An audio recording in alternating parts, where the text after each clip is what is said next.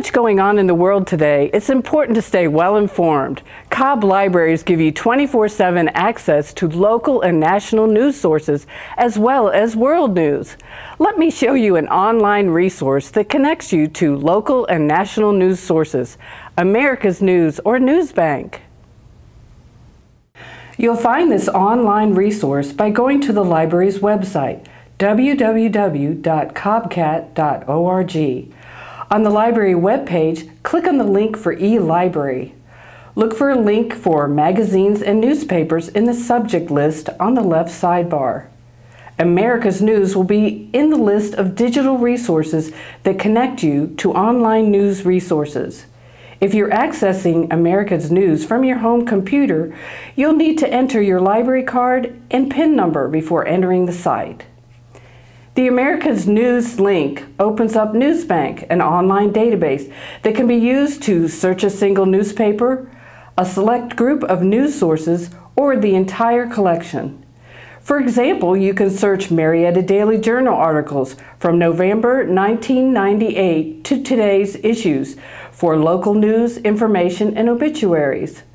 Atlanta Journal-Constitution articles are available from January 1985 to today's issue. Other Georgia news sources are also available, like the Macon Examiner and the Savannah Morning News. You might like to check out the current news from a city or town you used to live in. No problem. News sources from across the country are available in this resource. Some newspaper records contain actual digitized pages of the print newspaper. However, articles from the Marietta Daily Journal and Atlanta Journal are offered in text only.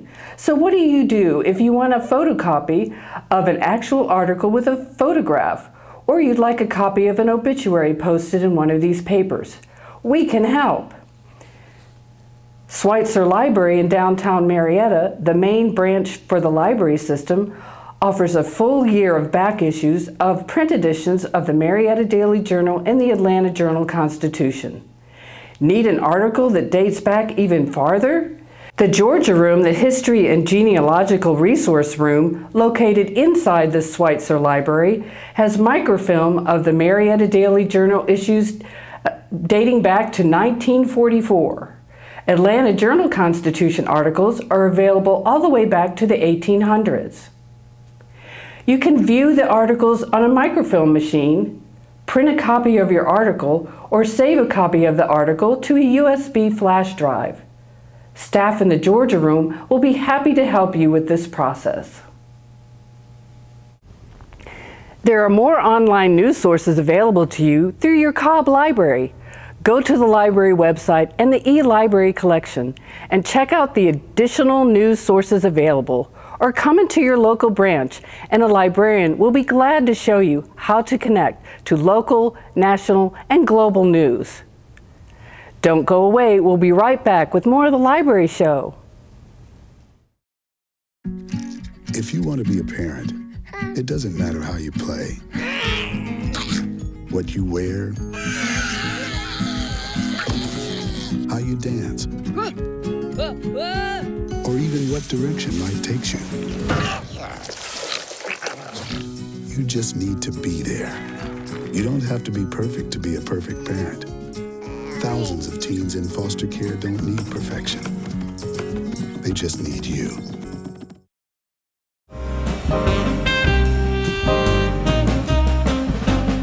Hi, and welcome back to the Library Show. I'm Nicole, and today I'm with my colleague, Amre Harris. Hi, hey, Amre. Nicole. Thank you, and welcome to the Library Show. Amre and I are going to talk about a situation libraries often hear about, and that's when parents ask librarians how to improve their child's reading comprehension level for standardized tests and school performance. And Amre, you know, this is a question we get a lot at Ackworth Library. Yes, that a parent wants their child to do well in their reading comprehension and in those standardized tests.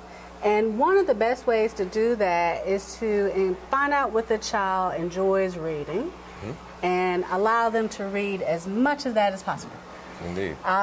So, for example, what did you read when you were a child? When I was a child, one of my favorite authors was R.L. Stein's, and one of my favorite books was Goosebumps.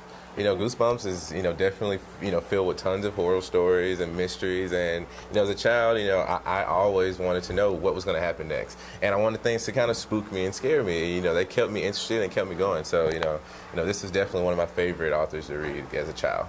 That's a great example because Goosebumps, there are a ton of books in that series. It is. And once a child discovers that they like that genre, there's so much more for them to read. So they can just keep going with that. Mm-hmm. And then they're getting vocabulary, reading comprehension skills, learning how to follow a plot. Indeed. They're really getting a lot out of that. What else did you enjoy reading? Also, I was really interested in history, namely like the World War I era. I thought that, with...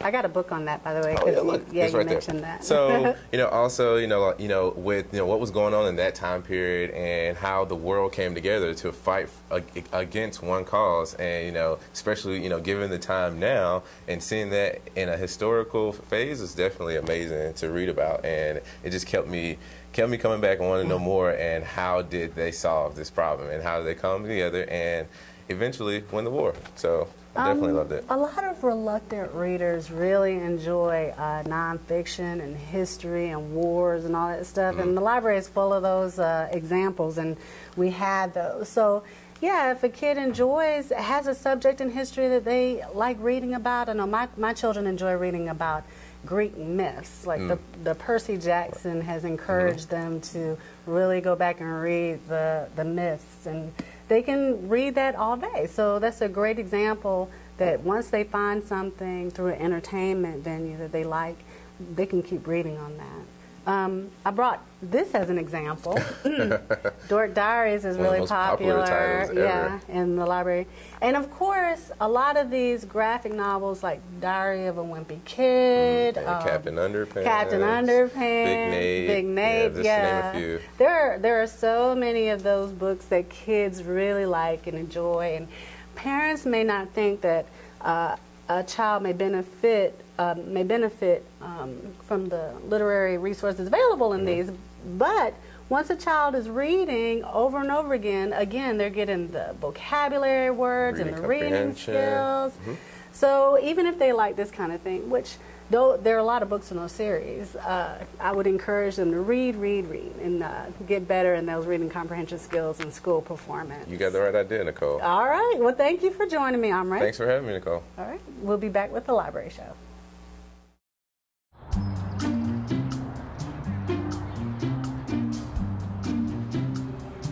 Don't worry. 74 people were picked before me in the NFL draft. To fight childhood obesity, United Way and the NFL are helping kids play at least 60 minutes a day. Okay, time for the team obstacle course. Yay! What this place needs is more healthy kids. To get involved or donate, go to unitedway.org/play60. Now I get it.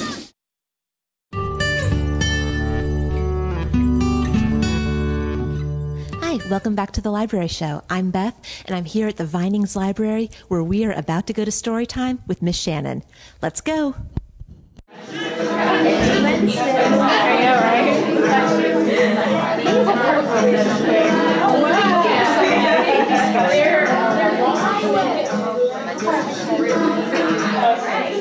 morning, everyone. Good morning. How are you doing today? Oh, I'm so glad you're here. Story time. Are you ready to have fun?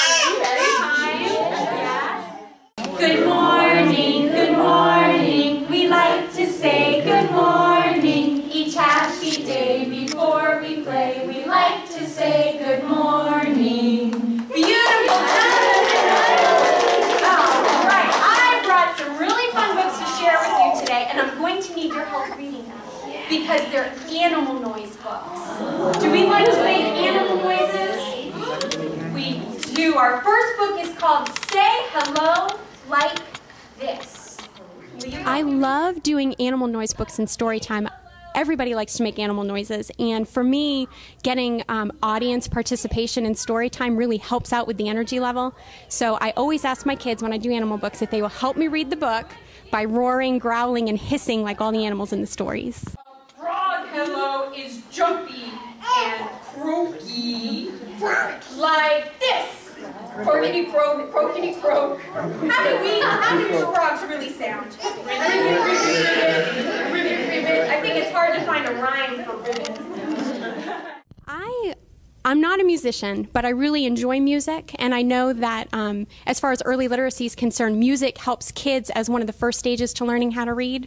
Everybody loves music. Everybody loves finger plays, so I try to choose some of my all-time favorites. I'm a Little Teapot, Itsy Bitsy Spider, and we have a great time with it. And I like how you do songs that a lot of the moms might know or that they can catch on with pretty quickly and that have motions. Yes, yes. Motion is good. It gets the wiggles out between stories. Yes, sir, 3 bags full.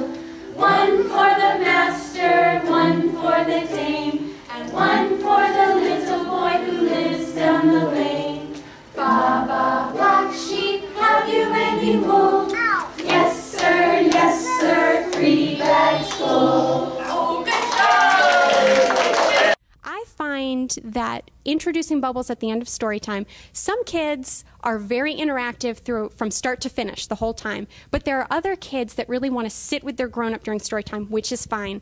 But at the end, when we share bubbles, every child gets up, every child interacts with each other, and it really brings the wallflowers out to the middle, and they have a great time. Parents say that they're happy with the bubbles at the end, just that it helps their kids interact with other kids, whereas during story time they might not. And I think it also helps with like the hand-eye coordination and the tracking, and that there's a lot going on there. It's not just shiny. It's actually a learning experience for them. And especially at baby toddler story time, I do get some kids that aren't walkers yet, and like you said, being able to track the bubbles, that's a really good thing when you have under the age of toddling around. It gets them to interact with it as well. It does.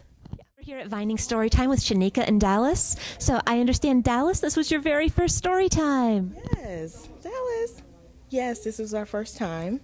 So what made you come to story time today? Well, we live down the street, and I'm always at home with Dallas, so we wanted to get out and just explore and interact with kids and read some stories or listen to stories.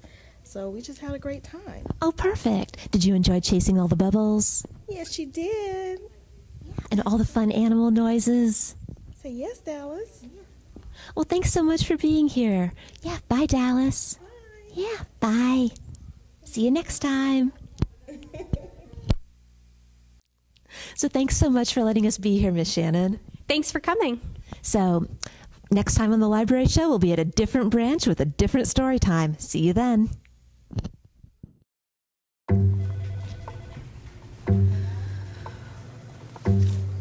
Please have a seat. I'll be honest.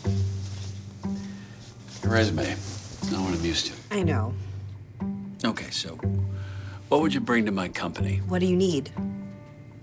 I need a hard worker. Good. I've got 2 part-time jobs and to help my parents pay the bills. I need problem-solving skills. I got through high school without a car, a phone, or a computer. No college degree, though. Not yet, but life's taught me a lot, and I'm ready for more. Well, you're not the typical kind of candidate that I hire. But you are exactly what I'm looking for.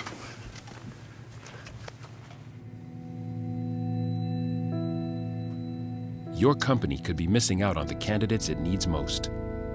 Learn how to find, cultivate, and train a great pool of untapped talent at gradsoflife.org.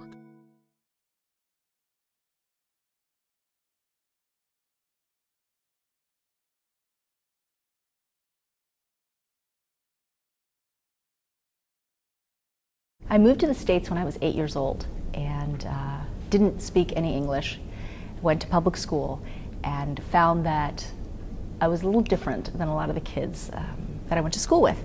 And so a lot of times, had lunch alone and spent a lot of time in the library reading and also cooking. Those are the 2 things that I found a lot of fun in my life. And between the reading and the cooking, I sort of built my self-confidence. I think that libraries for many children is the first time they're really introduced to reading, and so I think it's really, really important. I had a lot of books as a child. My parents loved to read, both in Italian and in English, but I was able to sort of discover new books through the library. We had a very nice school library at my school, so yes, it did play a very big role. And I remember specifically, as I grew up, going to college and my university having the most unbelievable library with the most unbelievable view. And I remember spending many evenings, instead of going out with my friends, at the library actually reading and doing my homework. So it was sort of a place of, a quiet place, you know. When they talk about doing meditation these days, I always think of all the time I spent in the library. I have a 5-year-old daughter, so we have gone to the public library several times. She just turned 5 in March, and I think now for the first time is truly appreciating libraries.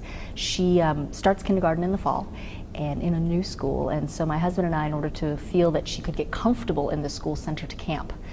In the last couple of weeks, she's been spending a lot of time in camp, and I happened to ask her what was one of her favorite things about camp. And although they do swimming and pottery and arts and craft and drawing and all sorts of things, spending time in the library, she told me, was her favorite because she said, "Mommy, it's so beautiful, and they read us all different books that I don't even have at home, and it's peaceful and it's really fun. It's a fun place." So at 5, she's starting to really enjoy spending time at the school library. So I have, I've written a children's book series. It's called Recipe for Adventure, about a brother and a sister, and they go on all of these food adventures around the world. The first book takes place in Naples, and it's their adventure in Naples, discovering all the wonderful things that first started in Naples, like pizza and like zeppole, which are Italian. It's Italian street food, but they're like donuts, or Italian version of donuts, and how they make friends and learn about the Italian culture and how they make their way back home. And then the second adventure that Alfie and Amelia go on is in Paris, which is the second city that I've loved for a long time and spent a year and a half going to cooking school, and again sort of rediscovered myself as an adult there. And so I found it to be a wonderful place for food and culture, so they go to Paris second. And then I have 2 more books that come out, one in January 2014 and another one next summer.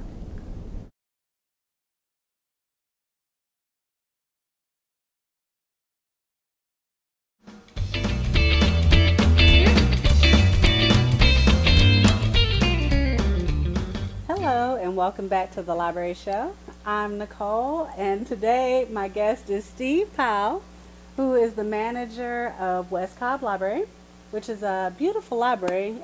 The address is 1750 Dennis Kemp Lane. That's correct. It is. All right. And I wanted to just talk about some of the special features available at this library.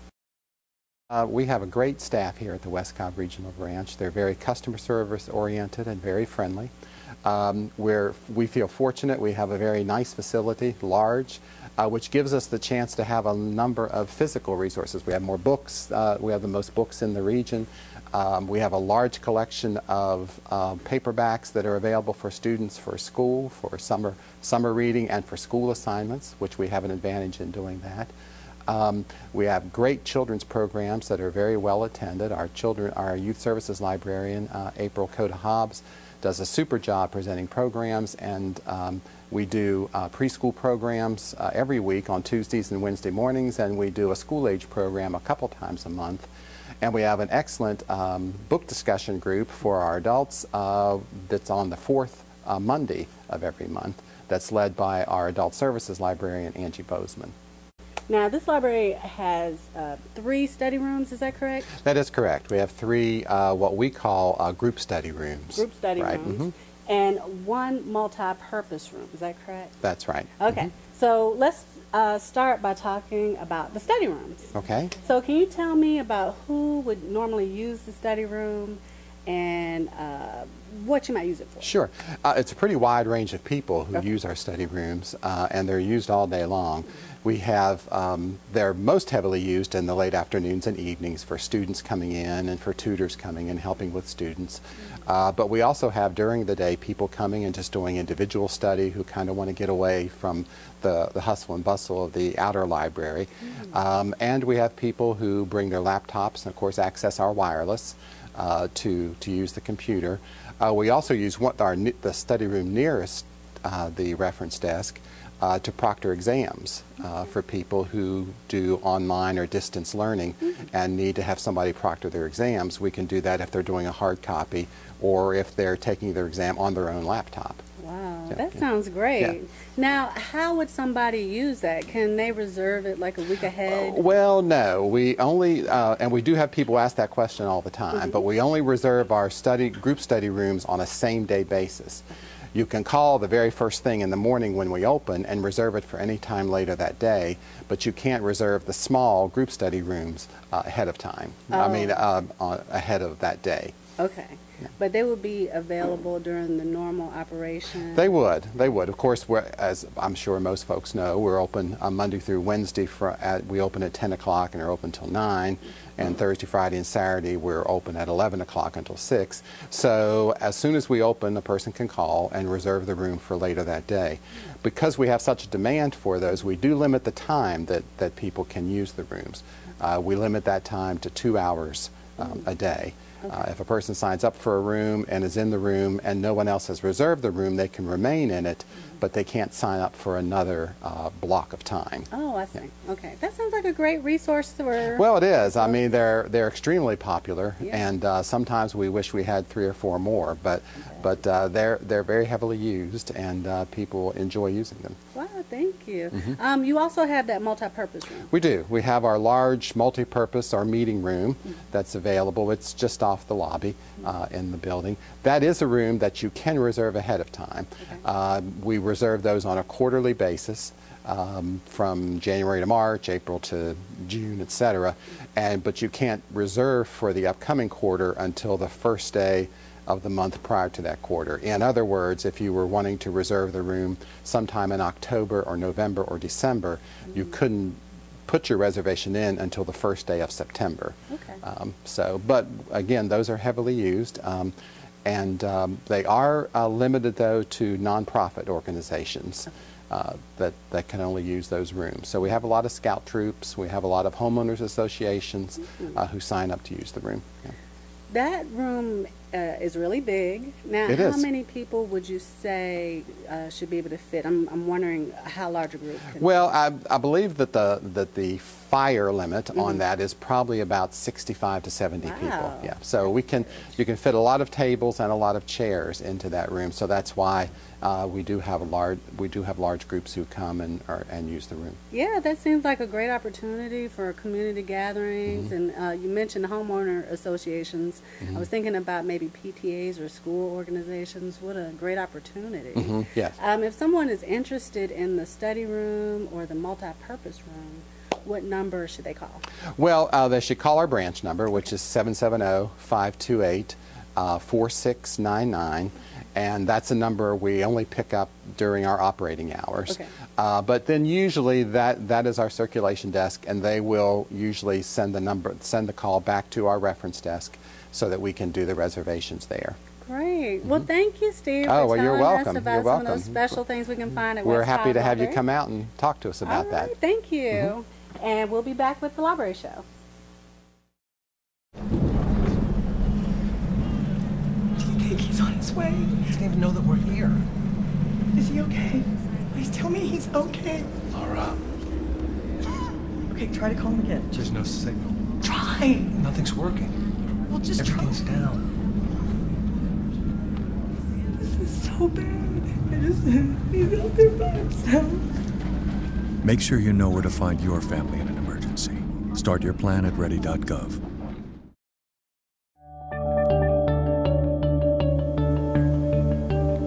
Good morning. Welcome to the library show. Today we thought we would do something a little bit different. We're bringing you to the library. And today we're discussing a different sort of book.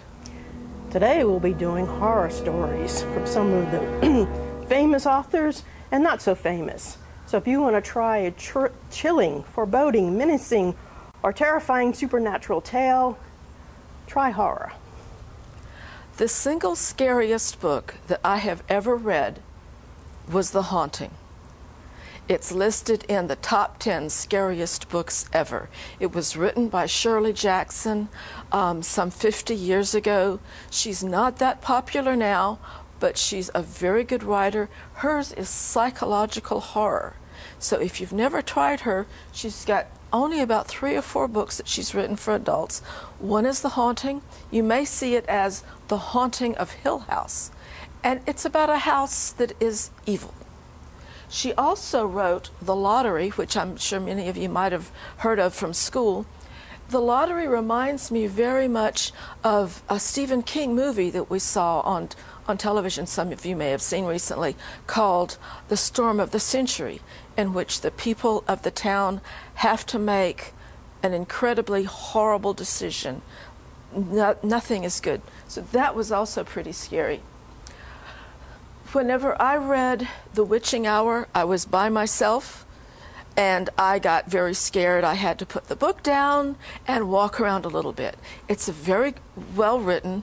It's the beginning of one of her trilogies. It's scary. It's really interesting. My favorite author, one of my favorite authors, as you know, is Joe Hill.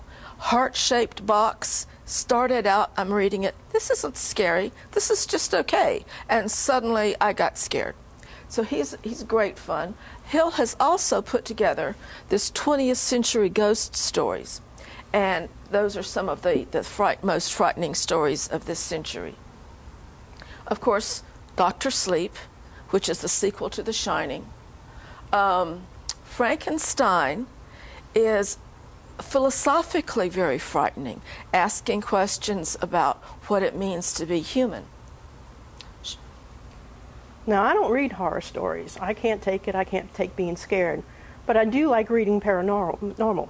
One of my favorite books is the All Souls trilogy. Discovery of Witches is the first one. This is the second book, Shadow of the Night. It's a story of witches, vampires, and demons, and a forbidding love. It's very good. Some of the other paranormal, Kim Harrison has some, and there's another book by her, Perfect Blood, and Charlene Harris is probably one of the better known. Her Dead After book. She has a series called The Sookie Stackhouse Mysteries, which are not anything like the television show True Blood. Just the same character names. Now, I know, Donna, one of the books that made you scared on the way home was H.G. Wells. Some time ago, I was traveling on I-75 around midnight and Halloween, and the PBS station played War of the Worlds. And I truly understood why it frightened an entire country. If you're listening to this on the radio, it sounds real. You think it is. It was fun. So if you'd like some other suggestions about horror authors or other horror books, just come to your library. We'll be able to assist you with that genre. And that's all we have for today. Stay tuned for more from the Library Show.